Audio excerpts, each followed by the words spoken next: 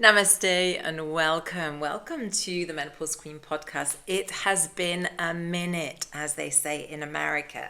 So, for the video people who are watching, not listening to this, I have a sign up and it says shine. And I realize that you are watching that in the wrong way around. And I realize on the audio you can't see my sign. But it is bright yellow, it is slightly sparkly, and it says shine. Now, that's one of my messages for the podcast today. And the second one that runs very much in parallel with it is the power of circle. Now, when I say circle, I mean women's circle. I mean the shared experience of co-creation, of holding space, of supporting without ego, of encouraging our sisters and their spirits to shine. Now, why am I talking about that? And why is that so important? So I've just put it back on the table. Because I have spent the past month, and it is the reason for a little bit of absence on the YouTube channel and on the podcast. I have, first of all, been at my Women's Spirit Festival in Provence with my sister, Kat, and a whole massive circle of women, whether that be the guardians of the workshops and the marketplace, whether it be the people who came to participate and share and be held, or share and dance and cry and laugh with us.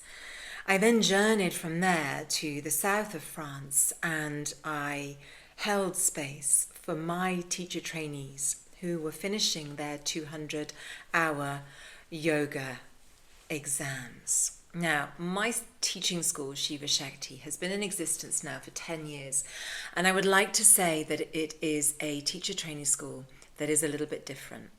It's not just postures. You leave with a very, very wonderful suitcase container worth of tools to create practices, but that's not the point of the school. The point of the school is transformation. The point of the school is realignment. And the point of the school is to shine. My first book in French is Rayonner sa puissance au féminin. Shine your power in female form. Be the woman. Stand tall and firm in who you are and who you are meant to be. And that's what my teacher training school is all about. So I held space for the 7 women who were completing that journey, and if in many ways for the 8th woman who had held a lot of the space for them this past 9 months. I went directly from there to the grotto, the cave of Sainte Marie, of the Mary Magdalene journey, where it's said that she finished her days and lived for 30 years in the cave. I doubt she did, but she certainly spent a good amount of time in there and probably lived in the forest just next to the chapel in the mountain. It is enchanted. The elementals are magical and wild there. And I went there and I paid homage and I lit candles and I just gave thanks to the women that I had shared space with already. And I then from there went to the UK, back to my homeland where I don't go very often. This year, for the first time in a very long time, I'm going back twice in 1 year. And this time I very much went back for me. I held space with my great friend Julia Anastasio and 7 women who walked the path with us. We had such a beautiful journey. It's my dog barking, if you wonder. We had such a beautiful, beautiful journey together. We held space. We supported each other. There was no space for ego because it was not necessary. We banged drums, we laughed, we cried, we sat in silence, we danced, we celebrated life, we just walked miles together, travelled miles together, both inside and out. We visited some incredibly sacred places in Avebury, in Glastonbury, in Tintagel, at Stonehenge. Potent, potent places of circles, of gatherings, of energy, where Magdalene walked, where many, many sacred steps have been traced. We bathed in the waters of the White Springs and we honoured the Chalice Well. We banged drums around the Tor in Glastonbury. We went to Stonehenge and honoured that sacred standing space just before the solstice. We went to Tintagel and we went to St Nectan's Glen, which if you have never been, I highly recommend the detour. You will not be disappointed. The forest itself and the walks you can do in the forest are magical. And the waterfall is quite special, and I bathed in that waterfall. And then we went to the coast and to Merlin's Cave, which is a bit of a tourist attraction. But we went together, as we had done for every single thing that we did. We did it together, in circle, in union, and yet on individual journeys. As we arrived in the cave, there was the most magical moment as a harpist was playing in Merlin's Cave. Now, Merlin's Cave you can only access when it is low tide. So you can see through the rocks and you can see one side and the other. It's difficult to access the other side because it's quite deep in water, but there's a beautiful light and an incredible energy in this cave.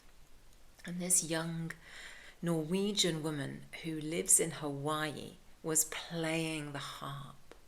And we went out from there after that incredible magic moment into the cave next door. And in the cave next door was a youth choir singing the most angelic piece of music you could ever imagine. And no one said a word. We simply watched and held the space. When we were in Avebury, we walked all around the different stones, all around the chapels, all around the village, and at one point we stopped by very ancient trees that had intertwined their roots spread out. The tree trunks had intertwined themselves, as had the branches, and the branches went wide and created a huge circle of shade around us. And as we went in towards the trunks of the trees and we held hands around the trunks, there was a very beautiful, simple connection of each of our souls, spirits, holding each other, wishing, hoping, supporting each other for the best shine possible, the best, I can't even put it in a better word than shine, the best shine possible. And in the center were these ancient tree trunks and roots. And above our head was the most incredible network of branches and leaves that stretched out and beyond us. So the circle of energy all around us was potent, was powerful, was soft and silent, was supportive, was celebratory, was all of those things. And that, ladies, queens, is kind of my message for this podcast. It's the power of circle. It's what circle can do to support and hold space for other women. We don't need ego. We don't need competition. We don't need judgment. We just need sometimes to know that we're not broken, that we're not alone, that we're not uniquely weird, but we are uniquely weird and wonderful. That we have every right to shine, that we are also here to shine. I want to leave you with two messages. One is from I think she's called Little Witch Amy. She's an English witch, and she is wonderful on social media because she's so her. She's naturally her. There's no filters, there's nothing special, there's no expensive gadgetry, there's no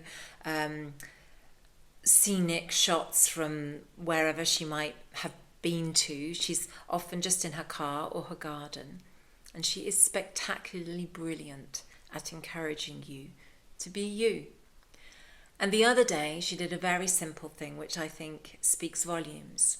She often comes up with a pot or a pumpkin or a glass of water or whatever it happens to be and uses it to open up some music. And the other day she happened to do this and say, you know, when you are with your tribe, when you put on a piece of music and everyone dances to it, or at least your tribe do.